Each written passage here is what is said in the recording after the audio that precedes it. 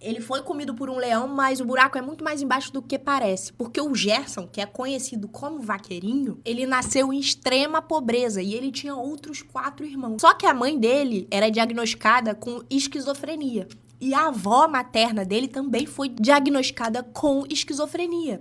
Só que elas eram muito pobres. Tanto que a mãe dele perdeu a guarda de todos os filhos. Tanto pela esquizofrenia quanto pela condição de extrema pobreza que eles viviam. Antes de ser diagnosticado com esquizofrenia também, o Gerson, o vaqueirinho, ele tinha um comportamento muito estranho. Então, os 4 irmãos dele foram adotados e ele não. Quando ele tinha 10 anos de idade, ele foi encontrado sozinho, caminhando numa rodovia federal, uma criança de 10 anos. Ele tinha acabado de fugir de um abrigo, porque ele sempre fugia do abrigo para poder procurar quem?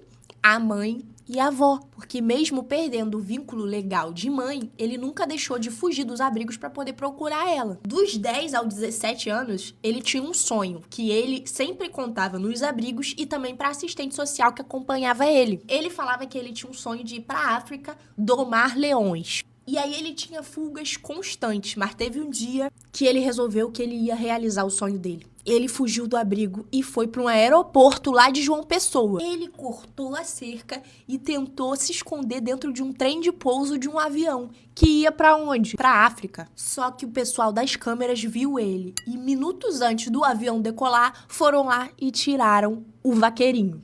E nessa altura aí, ele já estava com 10 passagens pelo sistema socioeducativo, que é quando você tem menos de 18 anos e vai preso. Então, você vai para esse sistema socioeducativo. E dentro das unidades, o Gerson ele ficava mais calmo porque ele estava sendo medicado. E todas as vezes que ele passou por lá, ele recebeu o diagnóstico que ele precisava de tratamento para essa esquizofrenia que ele tinha herdado da mãe e da avó. E ele mesmo reconhecia que lá dentro ele ficava mais seguro. E teve vezes que quando ele saía de lá, ele voltava por vontade própria. Ele não tinha cometido crime nenhum e ia pra delegacia porque ele queria se apresentar pra poder ficar ali guardado. E foi com 17, 18 anos que ele recebeu um documento formal, oficial, diagnosticando ele, dizendo que sim, ele precisava ficar internado porque o que ele tinha era a mesma coisa que a mãe dele.